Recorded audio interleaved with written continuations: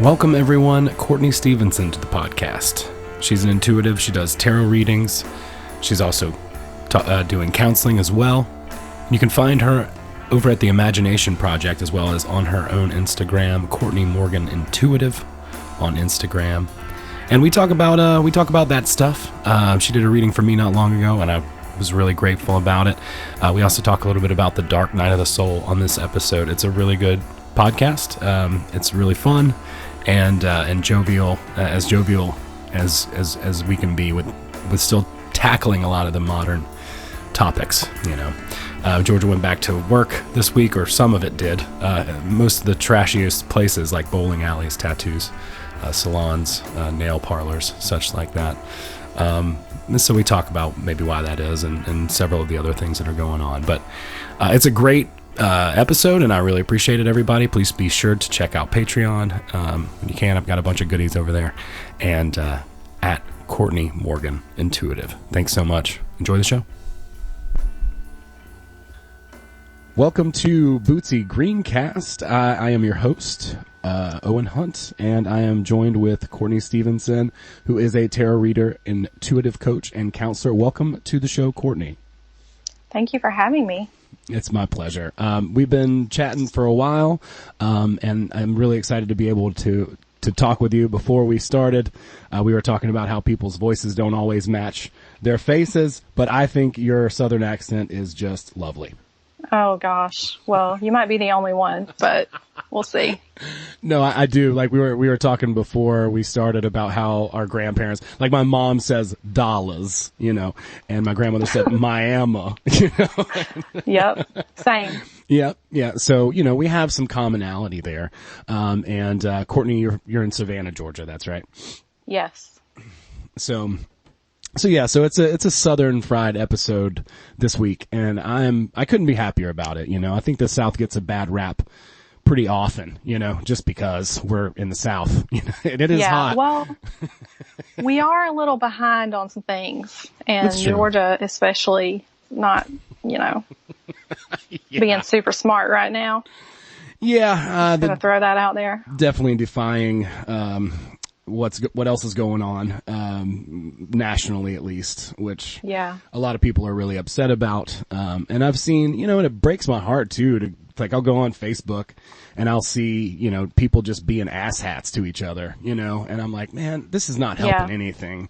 I mean, I get it. You're upset. We're all upset. Nobody wants to be in this position with the, with the virus and the lockdown and all that stuff.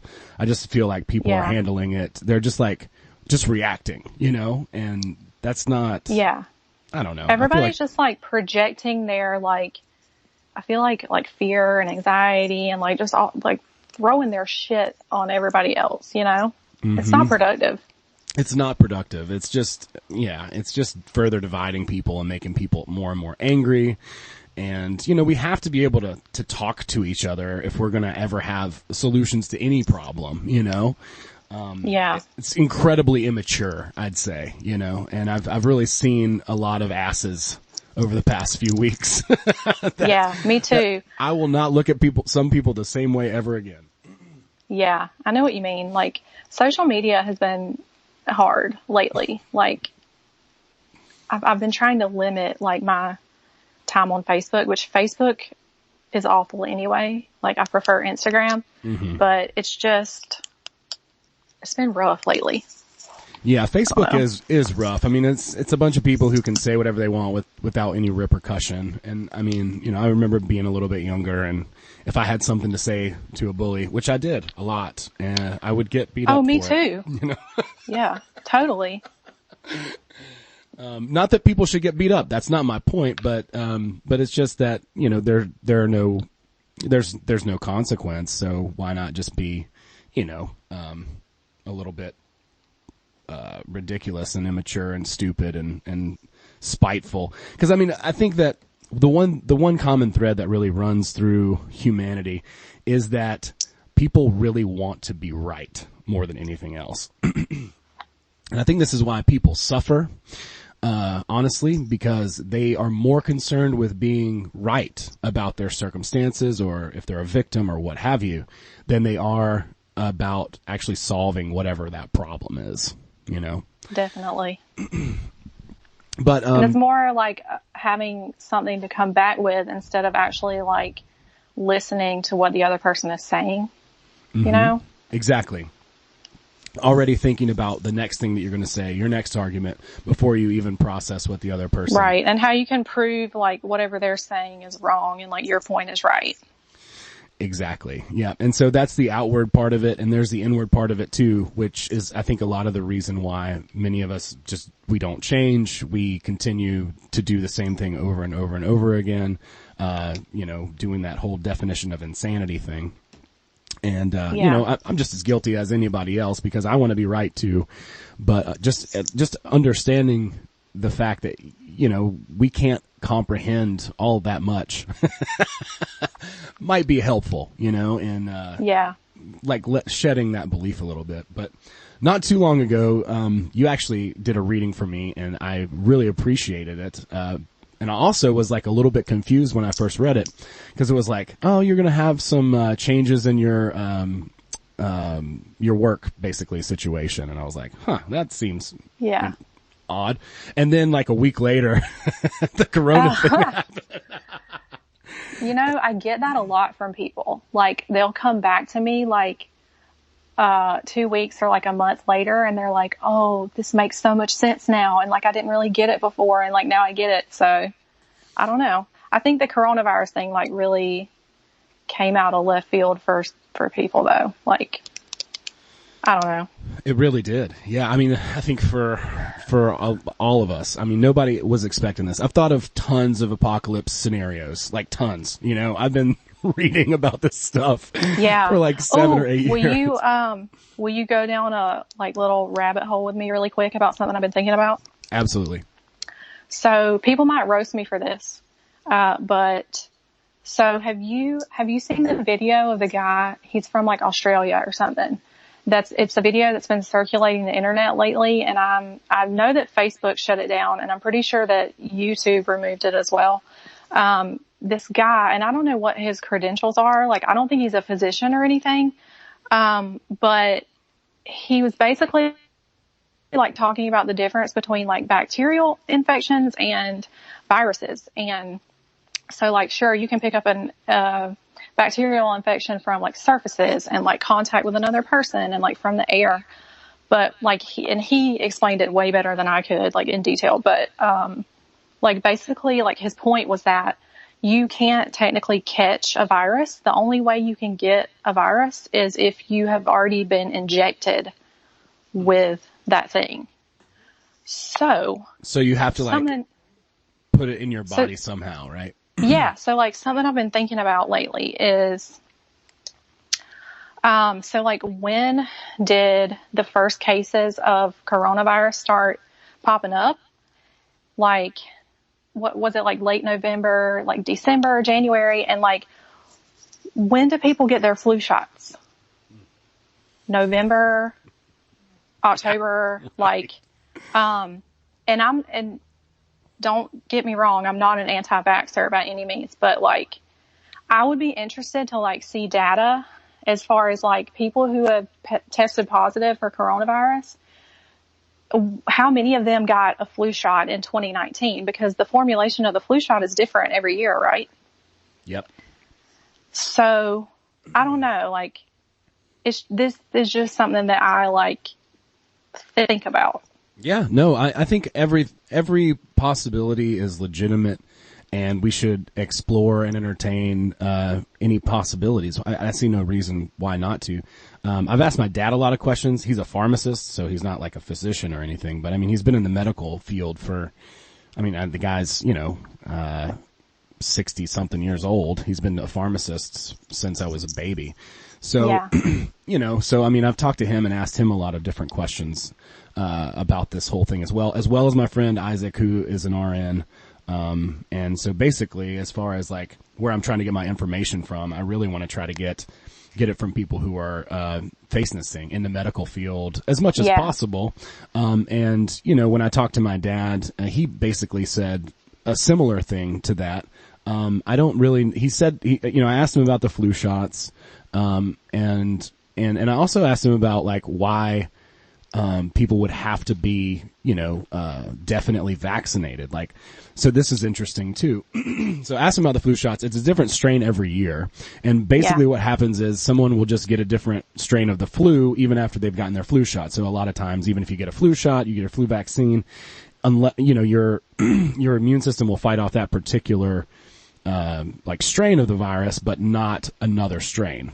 So that's been the big issue there with the flu vaccine. And so the same thing is true with corona. So I was talking to a friend of mine who's in public health, and she was like, well, you have to get the virus, or you have to get the vaccine. And I was like, well, why? And it's like, I saw this meme on the internet, an anti-vaxxer meme, which I'm personally not an anti-vaxxer either. But I do have, I do have standards.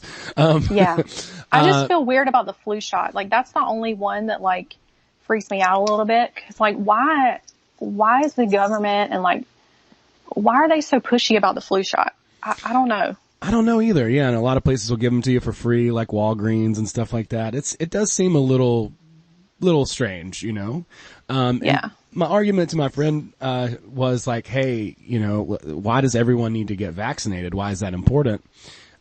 It's cause I saw this meme that was like, hey, you're not wearing deodorant. That means mine won't work, Oh God.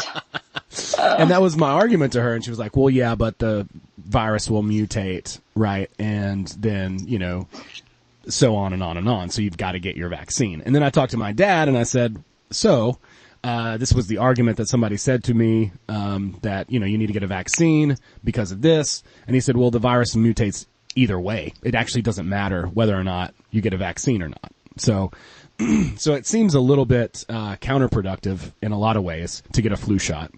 And then for the coronavirus. It does. Yeah. As well could be, especially with some of the stuff that I'm seeing. Like some of the stuff that I've seen, I don't know if it's real or not, like how do you really know? Everybody's stuck in their house. I feel the same way. Like and the mask thing is really bizarre to me too, because like, I don't know, like the life of our body is our breath, right? So like inhalation of your own CO2 emissions for like prolonged periods of time, like doesn't sound healthy to me. Yeah.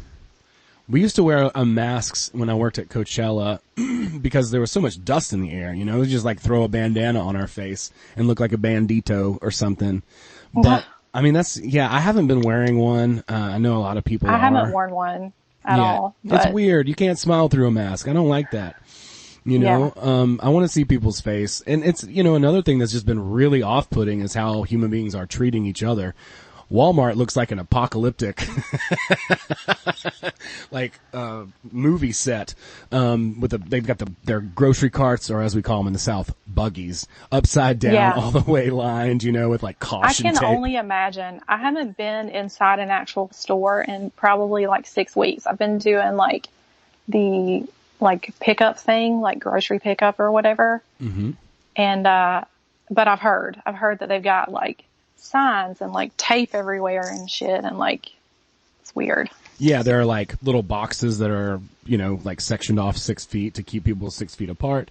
Trader Joe's, though they're doing a great job. Like the last time I was there, like this dude was outside barking at people and seemed militant, and I just see these poor young college students in line who are just scared to death, Oh no. Bless their hearts. Yeah, bless their hearts, they're like, I'm 20 years old. I just want to go on spring break to, to wherever. I don't know, whatever they do. And yeah, it's just very, very, very interesting and divided. And now I'm starting to see, I saw this thing, from Illinois where they were saying that if someone has the virus or is tested positive for it, then they're calculating that as the cause of death, which I had heard of happening in Italy.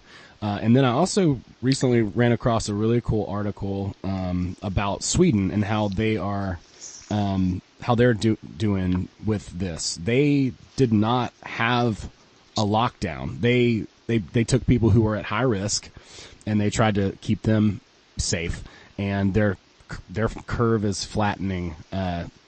It's staying flat, it says, based on this article that I have read. And again, who knows, right? Like, what article is that? And this becomes the big controversial thing, where it's like, what sort of news articles and what mass media are you listening to? Are you listening to the New York Times or the Washington Post or, conspiracytimes.org or whatever online? It's hard to like know what's the truth right now because the mainstream media is definitely pushing one narrative, and then like shutting everything else down that doesn't like fit that narrative. So yeah, and now we're seeing, I don't know. Yeah, and we're starting to see, YouTube crack down on anything that goes against the World Health Organization's narrative on their platform. Facebook's doing the same thing. Yes, I understand that's a private platform and people can, and then the company has, quote unquote, the right to decide what content goes up or doesn't go up and what their community standards are. But I mean, we're still seeing the beginning of censorship. YouTube used to be, you could go on there and you see the stupidest it used to be basically BitChute. Yeah. You could go on there and see anything, and that was kind of the point of it. And I mean, if people are missing those days with that ominous music and the narration and the crappy stock footage conspiracy videos, just go to bitchute.com and you can find basically whatever. Yeah. I don't know anything about BitChute. I'm gonna have to check that out. It's not very user friendly. It's, I mean, it is what it is, but they don't censor any of the stuff that's on there. So there's a lot of weird stuff to filter through.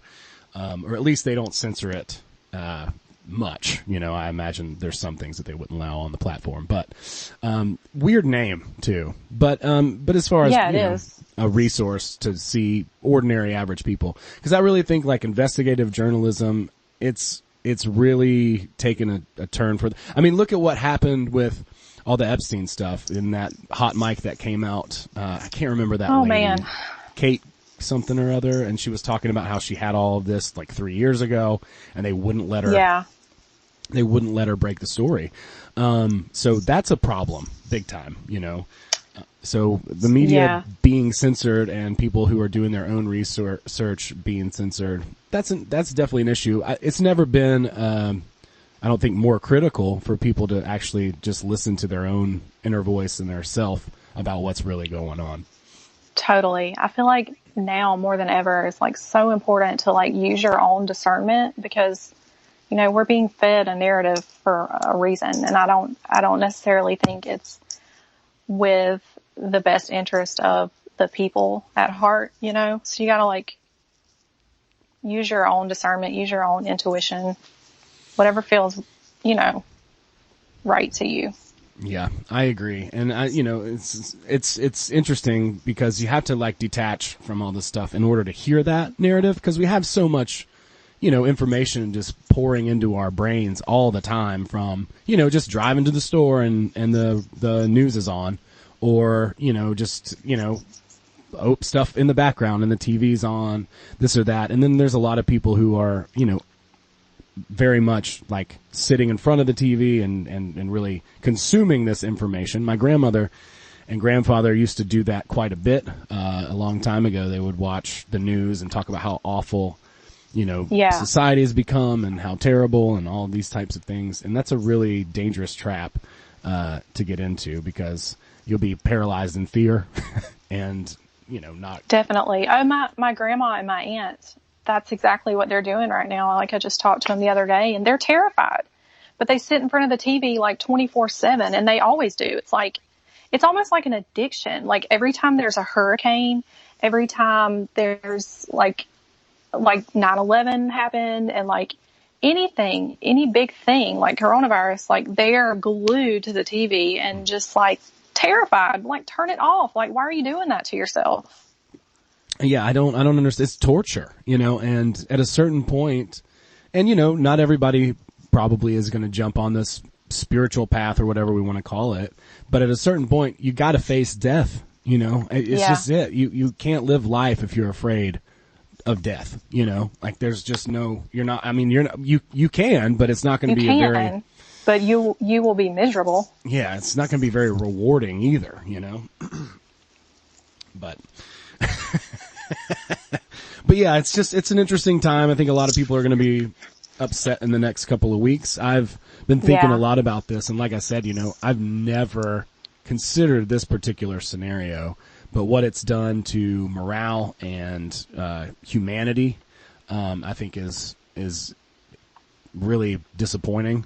And at the same time, I mean, I hope people will come through it and start asking questions. I think there's a lot of people who are also starting to ask questions right now and seeing through some of the more mainstream narratives as well. So that's a positive. Definitely. And then with the whole, what do you think about the whole reopening thing in Georgia? Well, do you feel like it's too soon? Here's the thing about it, because I tend to be, I'm an anarchist because I can be, right? Yeah. Because I can, right? And they're like, well, that'll never happen. Well, fine. I don't care. You know what else will never happen? Libertarianism. You know what else will never happen? Oh my God, yes. We could go on, but, none of those things are probably ever going to happen. And if there ever was an opportunity for a third party candidate, now I can't think of a better opportunity. Maybe the last election or the election before that. But anyway, at this point we're looking at Donald Trump and Joe Biden. Wow. I feel like Joe Biden is basically a lame duck candidate, Yeah. I mean, the guy's Alzheimer's has dementia, I mean, he's he totally an idiot. does. He's an idiot, unfortunately. And I don't want to say that about him. That seems rude. He's just not mentally fit to be a president. I don't think Trump is either, but not for the same reasons. But yeah, I mean, so as an anarchist, from my perspective, I think it's up to each and every individual. We all have the responsibility to own ourselves, right? That's the beginning of my political philosophy, is that you own yourself. I can't understand a situation where you don't, right? So coming from that, but to me though, it definitely, the way that he went about it, it just feels calculated and strategic because of the businesses that he chose. Mm-hmm. Because it kind of seems like because these places of business are the least conducive to be able to maintain social distancing. Yeah, bowling alleys. That really surprised me. Jake told me that, and I was like, that can't be right. Tattoo shops, hairdresser, I've kind of been thinking is his thought process all right, this is not about what's in the best interest for the people. This is about money and politics. So these people aren't really in my base. So, let's go ahead and get all these people disqualified from unemployment. Right. And, if a few poor people or people of color die, then, it's less people that I got to fight making it to the polls to vote my stupid ass out. Yeah. So I think there's definitely it just feels calculated to me, and I don't, that rubs me the wrong way. Yeah, I definitely can see that. And my friend I was talking to on the phone the other night, and that's basically exactly what she said, and, I hate it. I hate it. That's the political game. Not saying I just don't feel like it's coming from the place of, I want to get people back to work. It's more I don't know. It's more let's get people back to work who, are not that important, and then we can save a bunch of money on unemployment, and then we can start to reopen the economy that way. Yeah, it seems bizarre to me too. I feel like every business itself, and I think hopefully, I'm sure a lot of businesses, like my friend Will is a barber. He's a badass too. And so he basically has to rent his booth out at the shop, right? And so if enough of them don't rent out their booths at the shop ain't gonna open. You know what I'm saying? So he can say, these people can go back to work, but it's still up to each individual business owner whether or not they open up their business. There was a couple of businesses in Winder, if I'm not mistaken, that defied the shelter in place thing within the past, I want to say 5 or 6 days that they opened, and they opened anyway. They just did it. And apparently there's really nothing lawful that can be done against them for doing that, and it's with my business, for Yeah. instance, we're just like, I do an Airbnb business. So like, you know, for our business, there's really not a whole lot we can do. You know, we've lost, graduation's been canceled, you know, like at UGA and all of these other events, like these spring things where we get a lot of bookings and stuff like that.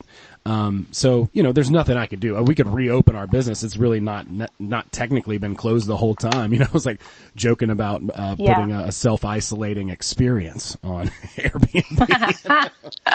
You know, come on by. You Hole know, up in your Airbnb. that's right. We'll do socially groceries. distance. We'll do groceries for you. We'll do the whole That's bit. really funny. But you know, some businesses can viably reopen and then others are not. And I was also in the middle of working on a TV show, during this. And so that's on hiatus until, TBD. But from what I understand, like the earliest is going to be like August or September. So I think the good news is people will get tired of watching Netflix and maybe they'll. With the way that time is flying right now, though, like, does it feel to you like time just like does not exist anymore? Like it's so weird right now. It is weird, yeah. For the first, I'd say probably 2 or 3 weeks of this, it seemed like time was dragging on forever, or that's how it felt to me.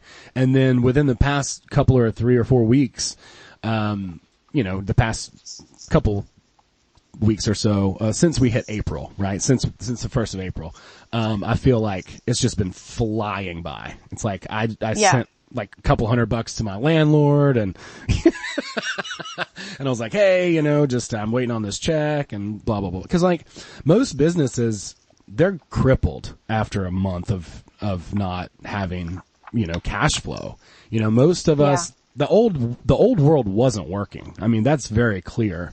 It's a debt race. Everyone has to go into debt. There's tons of barriers to entry all over the place. Exactly.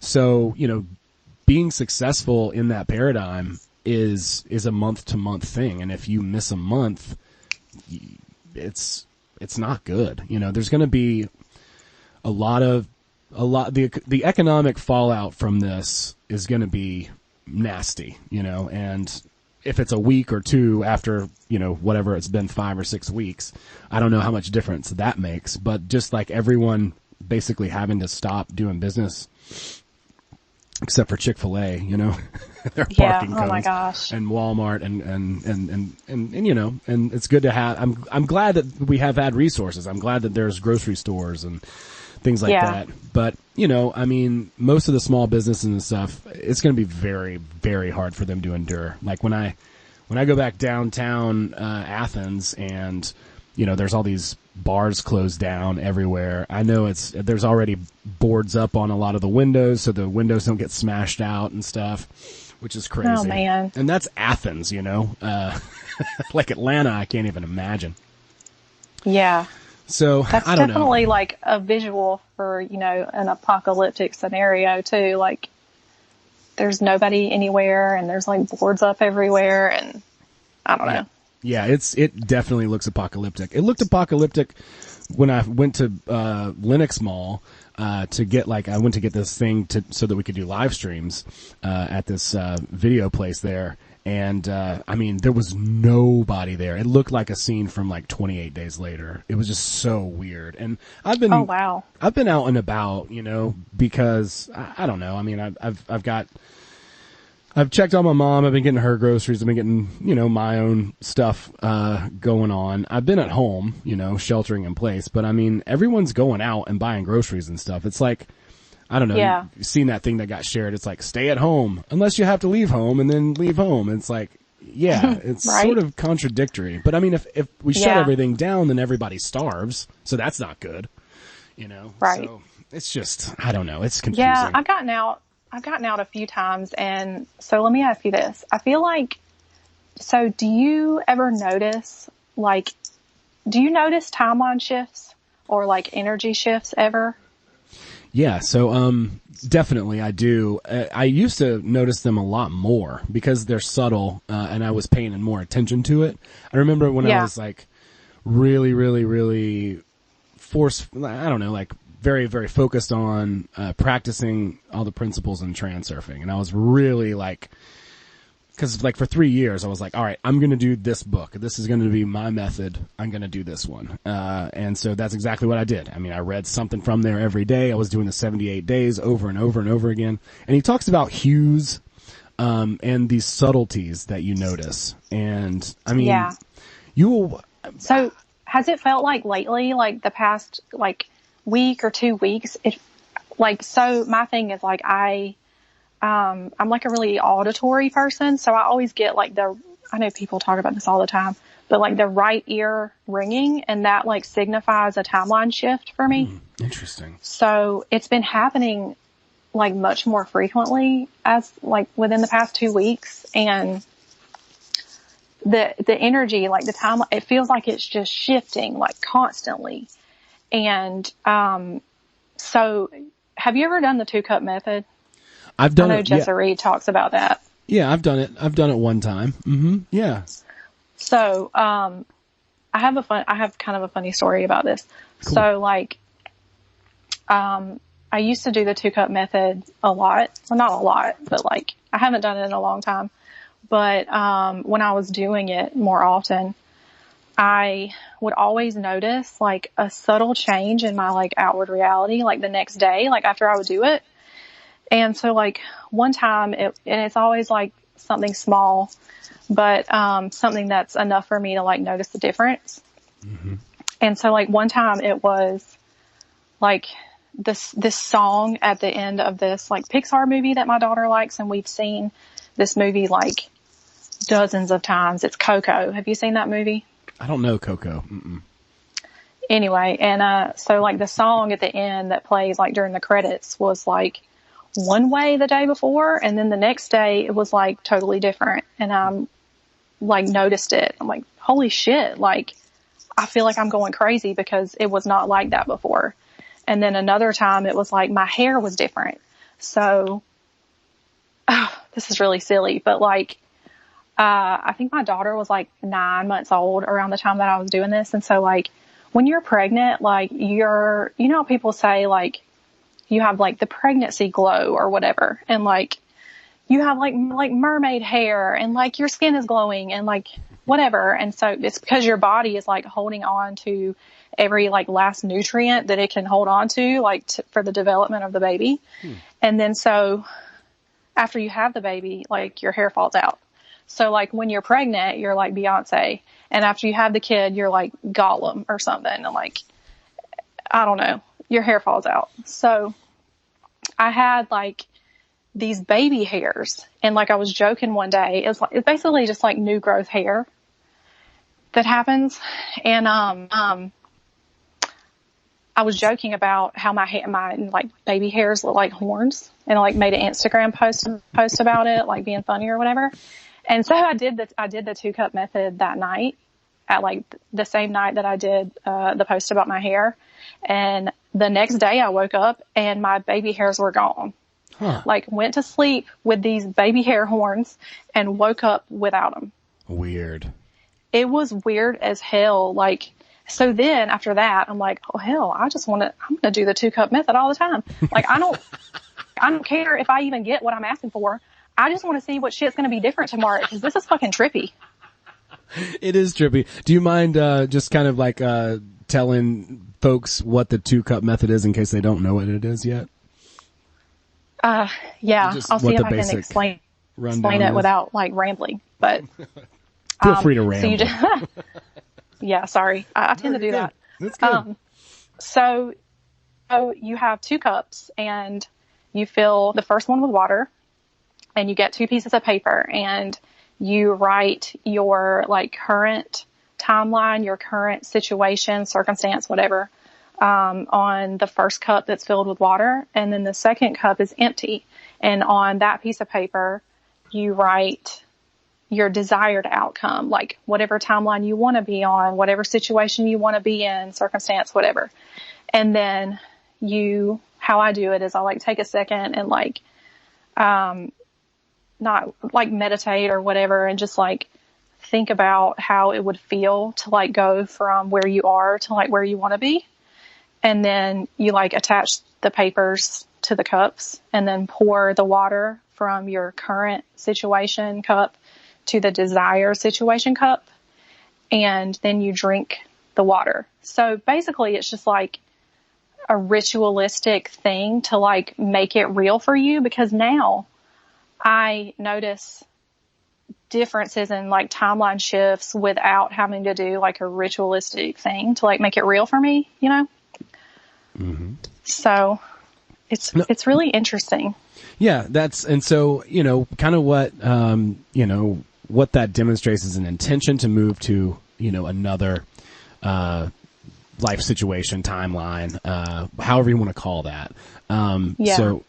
So it's interesting that you take the water and you pour it from one to another, but that signifies, you know, leaving one reality and going into another, and then you drink that, right? That's how it works? Yeah, exactly. So I've done it once. And yeah, that's exactly right. Like over time, and this is why I would say like transurfing, for instance, is sort of magic without any ritual. You know, it's like you start to ultimately you start to do these things, maybe even subconsciously too, you know, like attitude wise in your brain. You'll start to it's like Jessa was talking about on her podcast that I listened to yesterday. It's A New Map is the name of the episode, but she was talking about how money stuff just doesn't even bother her anymore. She's just like, oh, she gets a ticket. She's just like, I paid the ticket. There's no emotional discharge, nothing, because she's sort of mastered that area. She's, you know, that she doesn't need to do a ritual. Some people will light, you know, in hermetics, they'll light a green candle and sit in their bathtub and say, you know, invoke some archangel and, you know, and say like a prayer to get money. And then they'll try to forget about that, whole thing that they did, that whole ritual. Legit. Yeah, it's crazy. And then, you know, it is a spell, I guess. And then, yeah, all the hermetic stuff that they do, you know, very specific spells. There's a guy on YouTube, who goes by Mind and Magic with a K. And he's got some interesting stuff. A lot of it's really, really, really good. But he goes like super far into the hermetic, you know, like they literally wear capes and have wands and stuff like that. But oh, wow. Yeah, it's like a whole thing. They're wizards. They're wizards. Yeah. But the idea is to be able to do that without any ritual. It's the ritual that we give precedence to, a ritual like in church or, you know, for instance, that hermetics, or hermetic magic or whatever.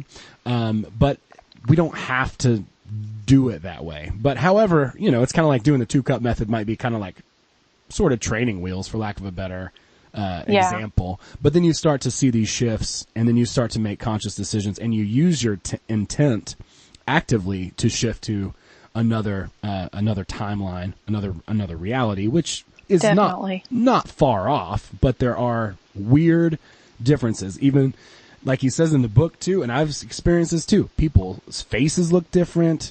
Like there's all kinds of weird hues, he calls it, and different textures, you know, in the world when you start to open up and start to notice these things. It's weird. I was walking, you know, and you know, some of this stuff I guess you just maybe just notice randomly and you hadn't noticed it before. But I mean, it was like walking down the street and I noticed a house I had never seen before. It was just that bizarre. Actually happened to me just the other day. It was so weird. Like I was driving downtown, like here in Savannah, and it was like an area of town that I was, you know, pretty familiar with, and there was like this new store that just popped up out of nowhere, and I'm like, okay, I know that people have been in their houses for like a month, but there's no way that this store was here 2 weeks ago. Mm-hmm. It was weird. Yeah. There's all kinds of stuff like that. I mean, we start to notice, you know, as we start to shift, and you know, everything's kind of, I think, just so like in flux and changing all the time that, you know, it's just, and so many what other is people. That? The Mandela effect? Isn't that what they call it? Yeah, they do call the Mandela effect, like when something in the past seems different, like Fruit Loops, for instance, used to be spelled FRUIT LOOPS or something, and now it's Fruit ROOT. or maybe it's vice versa. Oh, I didn't know about that one. That's but just I know like one. the Berenstain Bears, Right, is a big one. But I think what happens, and the reason why that is a phenomenon, and like, it seems super far out, but Tufte talks about it at the end of Tufte, is basically like when collective conscious shifts, the past looks different. And that's just what happens, is that everyone's awareness has changed. And so when they look back, the past doesn't reflect what it seemed to be at that time. So it's real weird and trippy, but I think it's an absolute real phenomenon. It makes a lot of sense to me, though.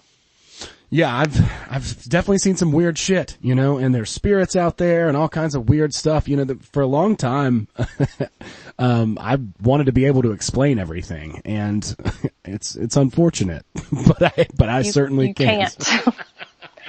I know it's like such a cliche thing that people are throwing around right now, but like the veil really is super thin right now. Like I've been having some weird like paranormal phenomenon or whatever. Like, have you had anything lately? Well, I've been trying to astral project. And so when you talk about that ringing in the ear, I just found out about this. Yeah.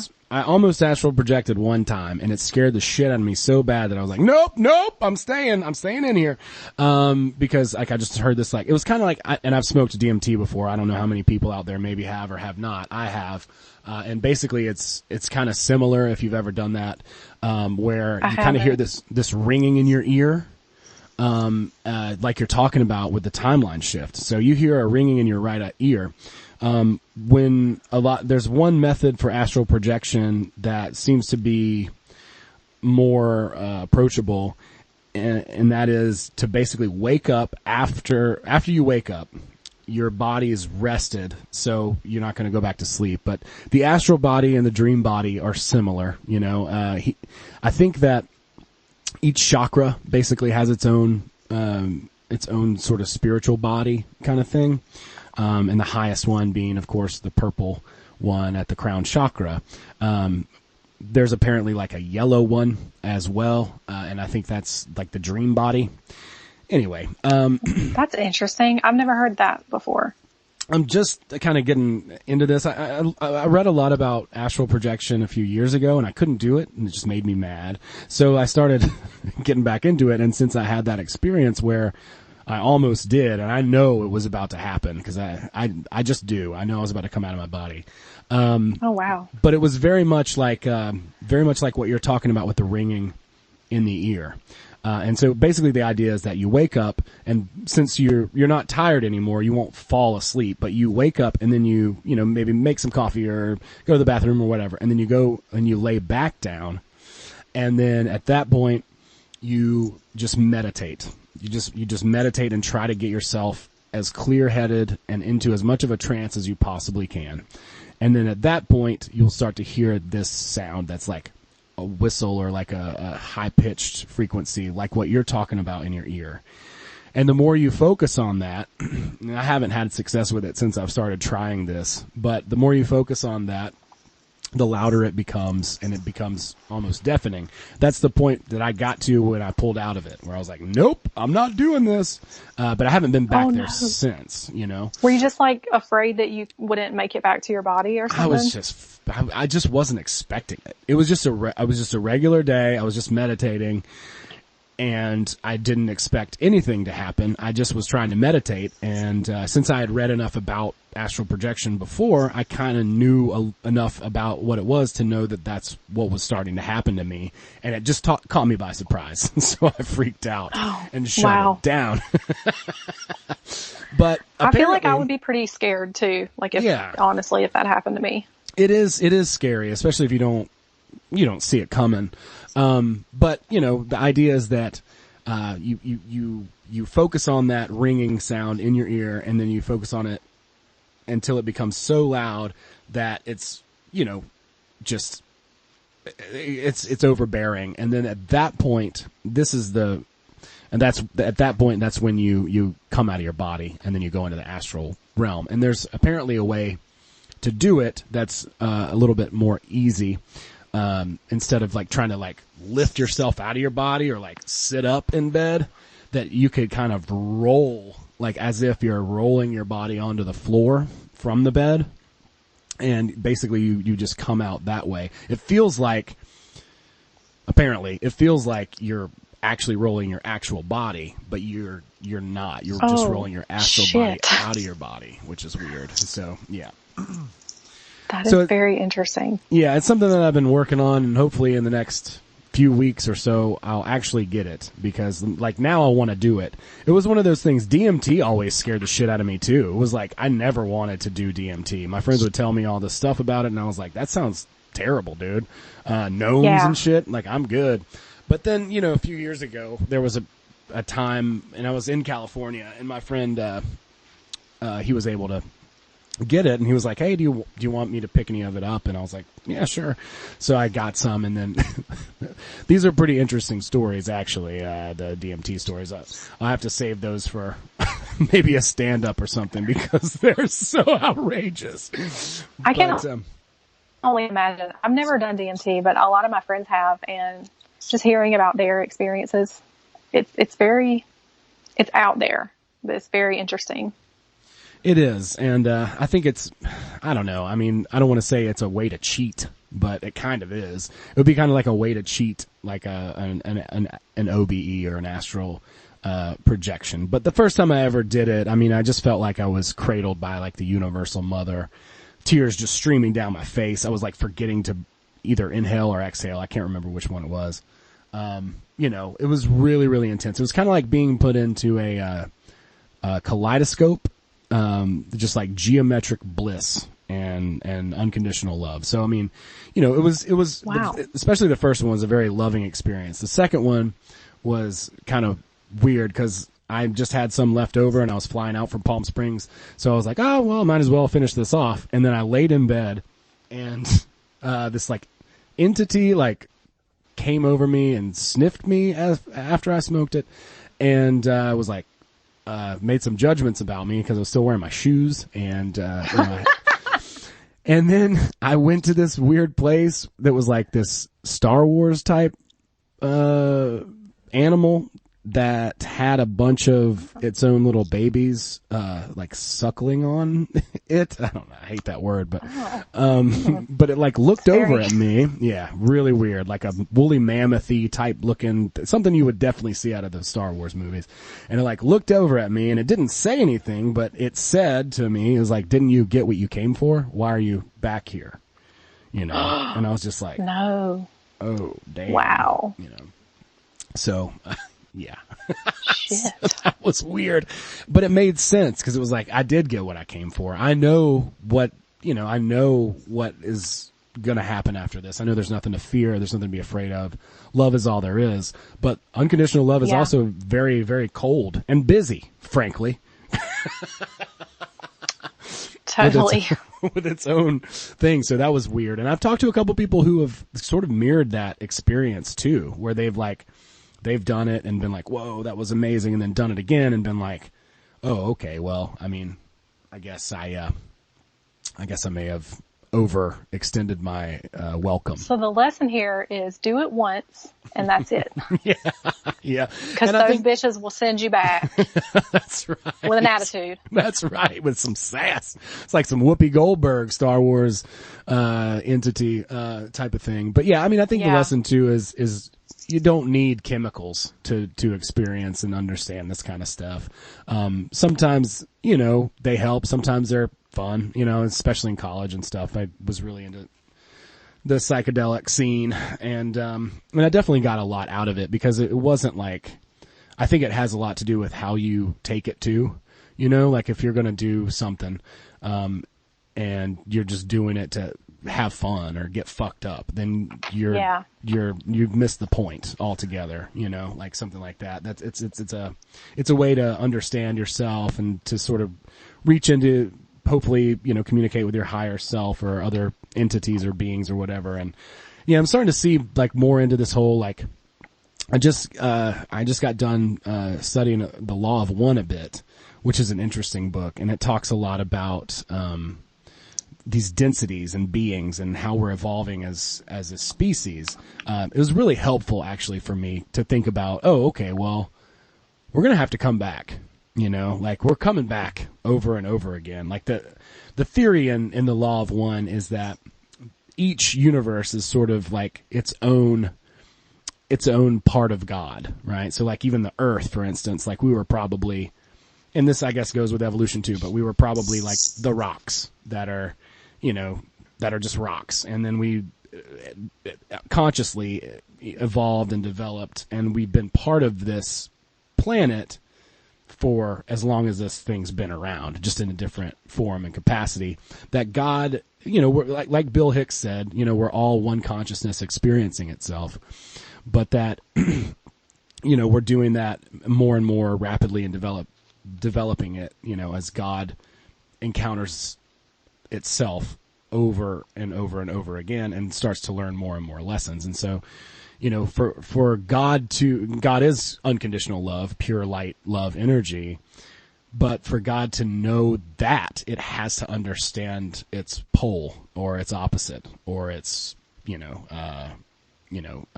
polarity or whatever. Right. So I don't know. That's been really interesting. It's interesting that, cause we've been in like such an unconscious age. It seems like we're going towards more people are waking up to these ideas, I guess, or it seems like they are. And, I feel like because, in the Law of One, he talks a lot about like telepathy and stuff, right? Mm-hmm. So, I feel like because everything is just energy anyway, I feel like energetic boundaries are going to be like a major thing, like going forward, like when everyone is like more conscious of like who we really are and the fact that we are like all one. I had an interesting experience with like, the whole like unity consciousness thing in Phoenix, like at, the Soberish meetup thing. Cool. And it was interesting, like, I don't know, like, I remember being there and it was like, I still don't really know what that was. Like, all of the people that like showed up to that meetup, like, it was just like this weird, like calling, like, I don't know what this is. I don't know why I feel like I need to go, but like, I feel like I need to go. And so as soon as everybody got there and like met each other, it was like instant, like recognition, like instant comfort, with these other people. And, like we'd all just known each other forever and probably have like in many lifetimes, you know? Mm-hmm. But there was one day that we were all like sitting outside and talking and like everybody's like really like, I hate this term, but like vibing with each other or whatever you want to call it. Mm-hmm. And, all of a sudden, like mid conversation, something comes over me and I felt like I needed to like go cry or something. And I just got like super triggered and I don't know what it was. It just like came over me. So I went in the house and like into the bedroom, like where I was staying, and like kind of separated myself from all the other people. And I recognized like all these thoughts started coming up to me. Like it was like negative stuff and like, imposter syndrome thoughts. Like, why do you feel like you need to be here? Like, you're not a part of this group. You could leave and like nobody would even care that you were here. Like, it just weird. And like, I knew that it was mine, but I also knew that it was someone else's too, like mm-hmm. their thoughts and their feelings. And I like just basically sat in that bedroom for like 20 minutes and just like hysterically cried and like let those feelings and those thoughts like come up and like come over me. And then and then it was just gone. And so it was really bizarre. It was like the first time anything like that had ever happened to me where I was actually conscious of it. Like I know this isn't all mine. Like, I don't really know what's happening right now, but I know that this is not just mine. So I went back out after it was over and started talking to a couple people. And like kind of telling them what had just happened, and they both started crying, and we're both like, oh my gosh, like those are my thoughts. Those are my feelings. Like that's how I've been feeling this whole weekend. Like I'm not supposed to be here. Like all these other people are more magical than me, or more knowledgeable than me, or more spiritual than me, or like whatever. And so I guess like the story of what had happened kind of like made its way around like the house and like the group, and people like were coming up to me the whole weekend. Like, I heard about what happened to you. Like, those are my thoughts too. Like, those are my feelings. Like, so like this whole collective consciousness of people sharing this like pattern of thoughts and pattern of feelings. And like, even Jessa, like I got a reading with her like the week after we got back from Phoenix, and she was even like told me that she felt like an imposter too. Like she was having the same thoughts and feelings. So it was really interesting to like, I kind of felt like maybe it sounds so corny, but just kind of like transmute some of that shit for some of those people, you know? No, and I absolutely like took on some of that energy. Mm-hmm. It was interesting. So like I've been having that happen to me a lot lately though. Like I'll do a reading for someone and I'll pick up on something that they're feeling, and I'll know, like now I know that it's not always mine.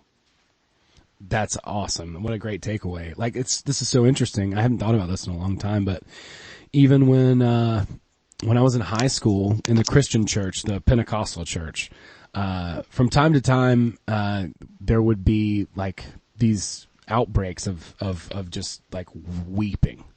And it happened to me a couple of times, and they would call it in the Christian church intercessory prayer. I don't know if you've heard of it. I haven't heard that term.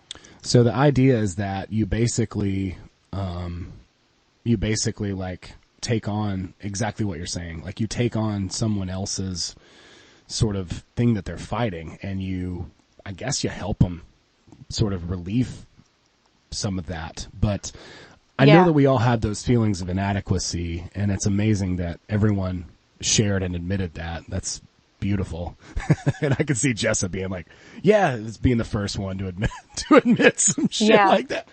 But yeah, like we had some really intense experiences like that when I was in high school, and it was super, super surreal and intense. I mean, I'm talking like weeping too. So wow. Yeah. I know what you're talking about. It's true. And for folks out there, if something hits you, it's not necessarily yours. You know, I think, even Eckhart Tolle in a seminar, somebody asked him, you know, where thoughts came from.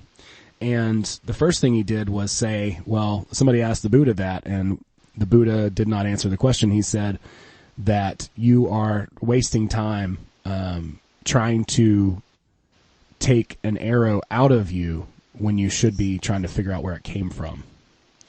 Oh, that's so true.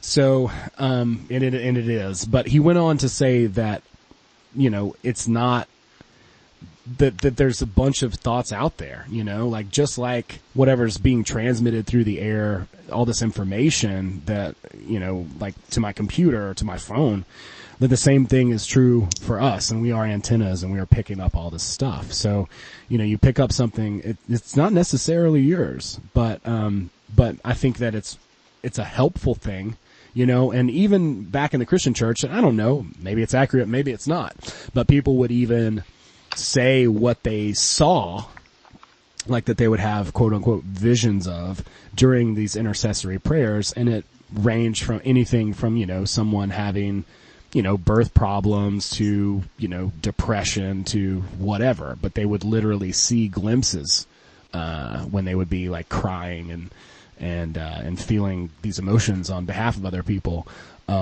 you know, for those folks, and seeing sort of images in their minds. And who knows, right? Like we can only speculate, but yeah, that's so interesting. And I haven't thought about that in so long, but it's really a good point.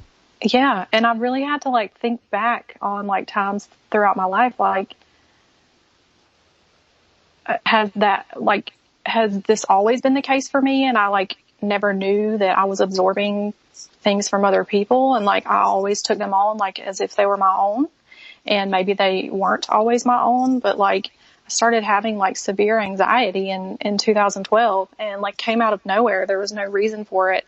And so like now I look back and I'm like, okay, that's probably was not all mine. You know, like I feel like maybe I was just kind of, becoming more sensitive, or like, I don't want to say empathic, but like, you know what I mean? Yeah. I think empathic's not an inaccurate word. And I think that there's some people go through stuff that's so heavy, they can't like physically handle it, you know, like it's insane. So I think that sometimes that's getting, you know, scattered, and we're sharing, you know, especially if we're willing, we'll share the burden with those folks. It's, and it's good when you can have awareness of it too, because if you're taking everything on that's not yours, and you're like not aware that, you know, that it's someone else's, that, it just makes it easier for me. Like when I'm picking up on something that I like know intuitively is not mine.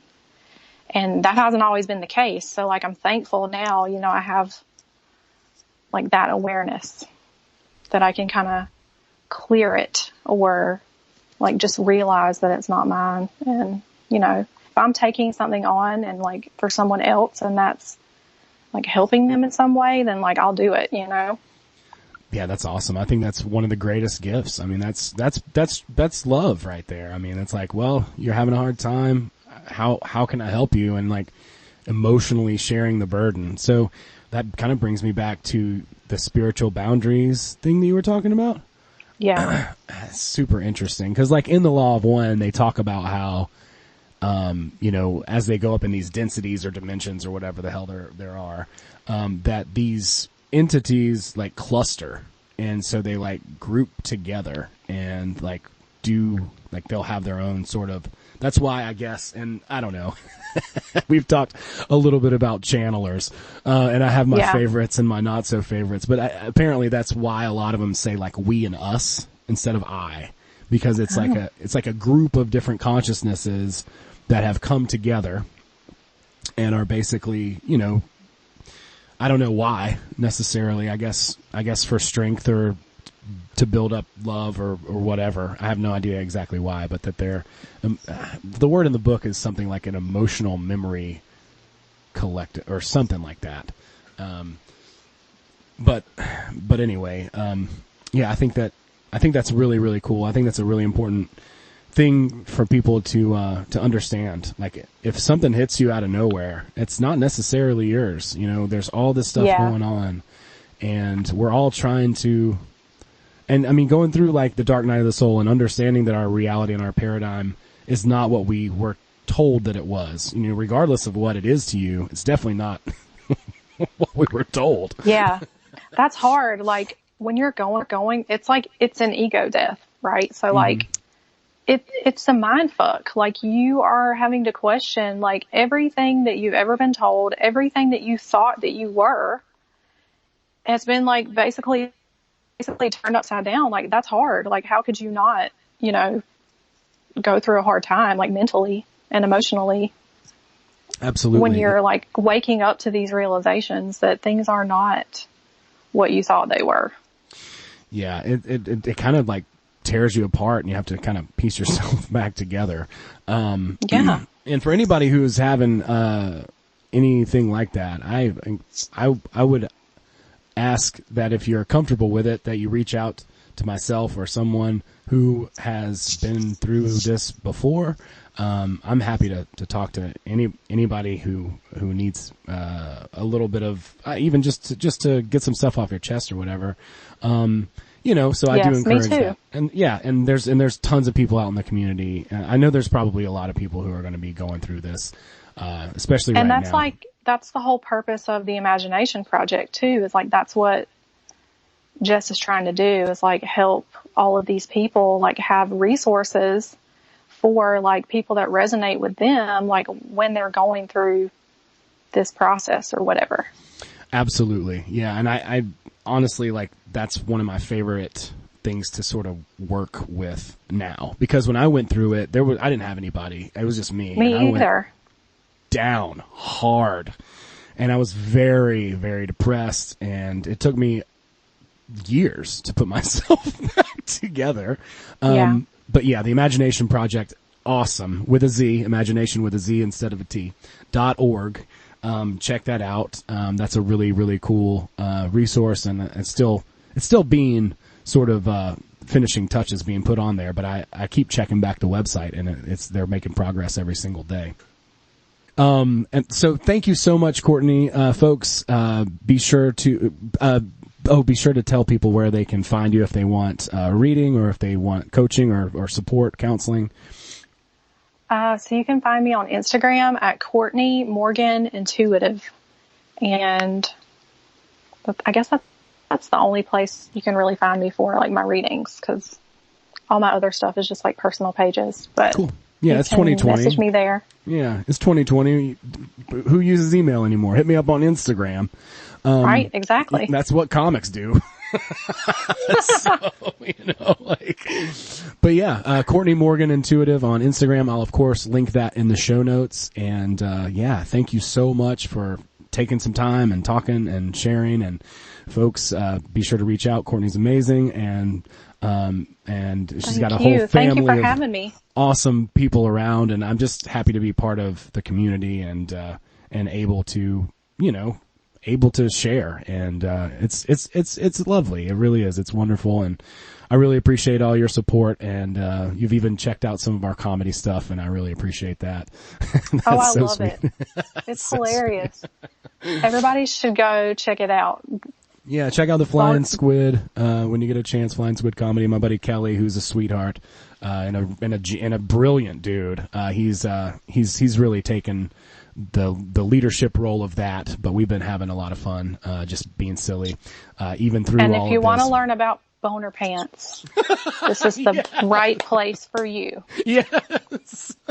Wendy Olson showed me those. She sent me all these photos. Oh wait, they're a real thing? They're a real thing. Yeah. Yeah, I'll send you the link to wow. to the okay. to the thing on our website, because she bought me and Kelly both a pair for a sketch that we haven't shot yet. And they're the most ridiculous things, or I thought, but then Kelly was like, dude, these are the best. They're so supportive, you know? Oh my God. Are you serious? But yeah, it just hugs everything down there. There's like a compartment for everything. So it's not like a Speedo. Oh, Jesus. And it's I'm going to try to get that visual out of my head. Out of your head, yeah. I won't send you the link. But if anybody's curious, flyingsquidcomedy.com/boner, and you can see what they look like. And it's pretty hilarious. There's a bunch of different kinds. The best part about it, to be honest, is to look up some of the reviews. Oh, Jesus. See, this whole time I'm thinking this is just a joke. Like, I didn't realize that they were like a real thing. Yeah, they're actually a real thing, and the only place that she could get them was on Alibaba. And so she got 2 pairs from Alibaba like 3 or 4 months ago, and then we got them like 2 months ago. And then Kelly thought it was so funny that he had to throw it up on the website, and it became a sponsor of a sponsor of one of the shows. Jesus. Oh, it's ridiculous. That is hilarious. It's fun. we do try to have fun, but yeah, thank you so much again, and we'll be in touch. Folks out there, thank you guys for listening to the episode, and yeah, be sure to go and check out Courtney's Instagram at Courtney Morgan Intuitive.